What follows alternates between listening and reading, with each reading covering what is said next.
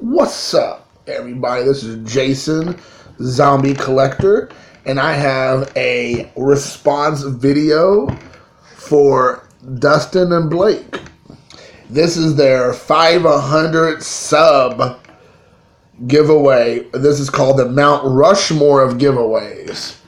Now, I've been subscribed to them for quite a long time, almost since the inception of my channel, because they're so well established in the community. So I'm sure if you're watching this right now, you know who Dustin and Blake are. But if for some reason I am associated with them and you're not, you need to get over there and fix that. So go to their YouTube channel. It's a father and son team, and he also has his daughter pop in as well, which is always nice. She's a breath of fresh air. I want to say her name's Carly, if I'm not mistaken. Sorry if I got that wrong.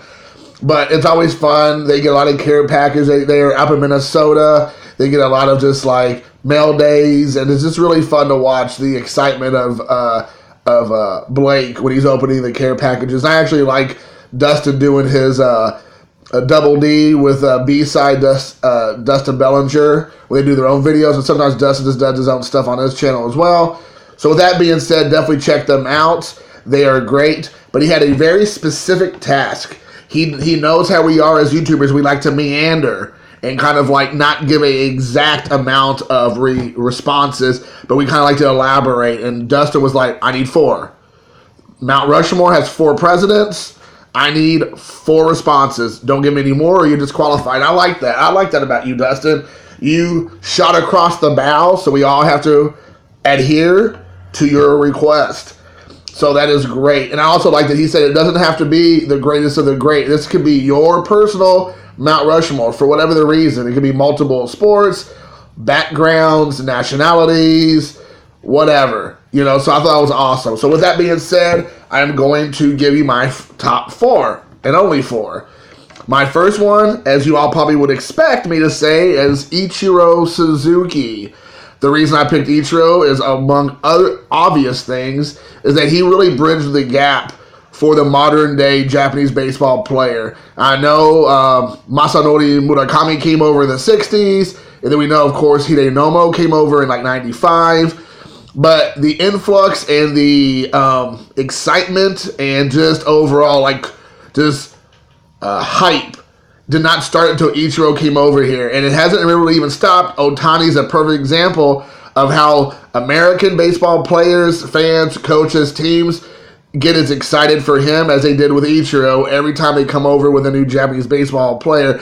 It is one of the only situations ever, aside from maybe the Negro Leagues, that you ever have a kind of just frothing at the mouth of who might be coming and how well will they do in the transition from Japanese baseball professional to American, Major League Baseball. Among, of course, Ichiro's just, huge contingent of sports people from all around the world who followed him for years for what he did. And then he didn't fall under the pressure and is going to be a surefire first ballot Hall of Famer. It just goes without saying that he is just, he was a player who played small ball during big ball. And we all know what that means is he was if not one of the only players during that 12, 15-year span that he really played that was playing the game a way that wasn't normally being played, where everybody was coming to watch people crush home runs 800 feet. He was beating out a single on a bunt, or doing a little blooper over second base and stretching that single into a double, or throwing people out from right field, laser beaming them out from all parts of the other field. I mean, he was making things happen all over the place. You very rarely have seen that in modern times, and maybe never see it again. You just never know. I think that was a very special player. He is my number 1. Number 2, I don't ever really talk about basketball, but I will say Bob Knight. He was the IU basketball head coach for 20-plus seasons, maybe even longer, maybe almost 30 seasons. I've lost track. If you live in Indiana, you live and die by Bobby Knight in so many ways. He still comes around now to just give talks and discussions about his coaching days. He obviously was a player as well. But it is, you cannot play basketball in Indiana without hearing Bobby Knight. My son or anybody who's young would still hear that name, even though Bobby Knight hasn't coached in Indiana in 15 years or maybe longer. I don't know. But that name is just synonymous with basketball in the state of for college basketball. And if you're a Hoosier and you bleed basketball and you bleed the red and crimson, Bobby Knight is in the forefront of your mind as this Mount Rushmore of a coach and just like an icon of basketball. Not just in Indiana, but in the United States. And the way he ended up getting unceremoniously fired or let go still doesn't, even with me, this still burns us up because it was just ridiculousness. But that's neither here nor there for this. So Bobby Knight's my number 2. Number 3 is another Hoosier, and that is Don Mattingly. Shocking, I know, but Don Mattingly, because of a couple things. One, he's probably one of the best Indiana athletes, homegrown talent ever to come out of Indiana.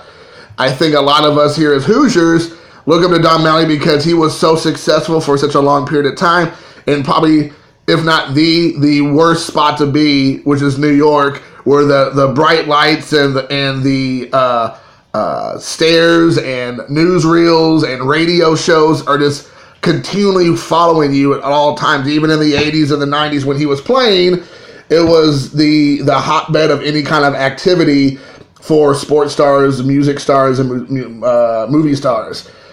And he did such a great job of showing Indiana hospitality and just kind of like that good-natured way of life. And he did it at the biggest stage you could possibly do on a team with the darkest years as the Yankees were. He was on the team. They never really went anywhere, unfortunately. They never really made it to the playoffs. I think when they did in 95, they didn't get through. I think Seattle beat them.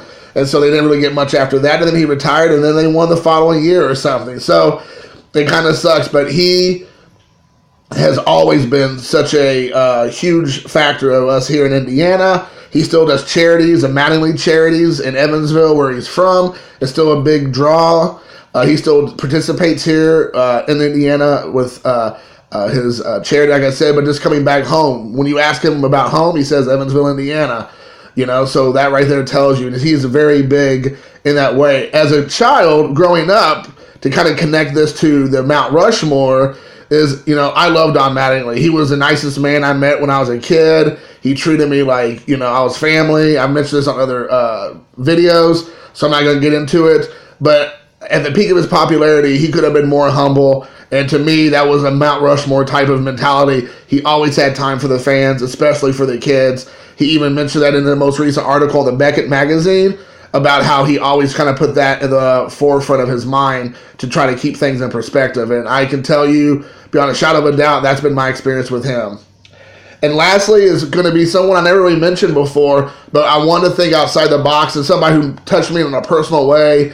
And I think we all could agree if we sit back and think about a Mount Rushmore kind of guy. And that is the Kansas City Monarch manager, Buck O'Neil.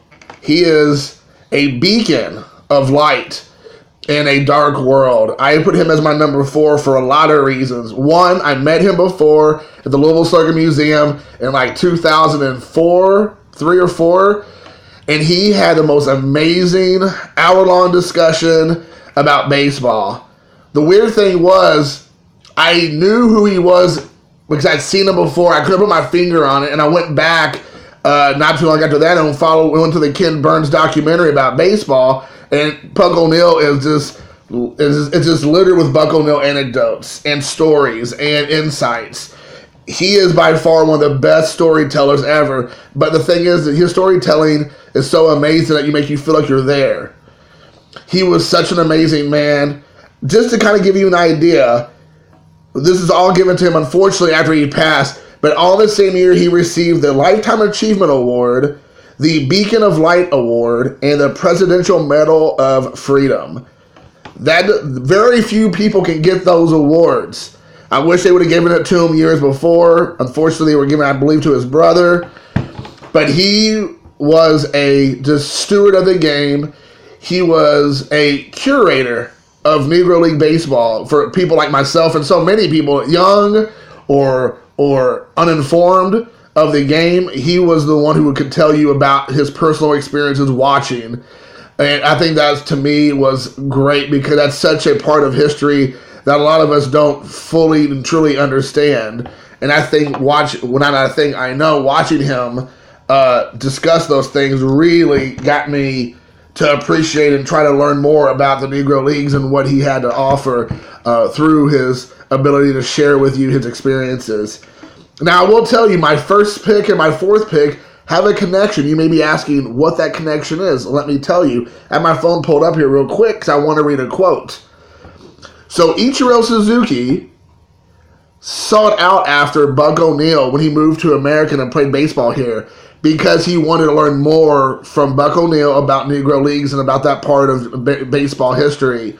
They became and had a relationship and friendship with one another so that every time that Seattle played Kansas, he would go and meet up with Buck O'Neil. They would go to the Negro League Museum Hall of Fame and spend time together, and Buck O'Neil would spend time talking to Ichiro about those times of Negro Leagues.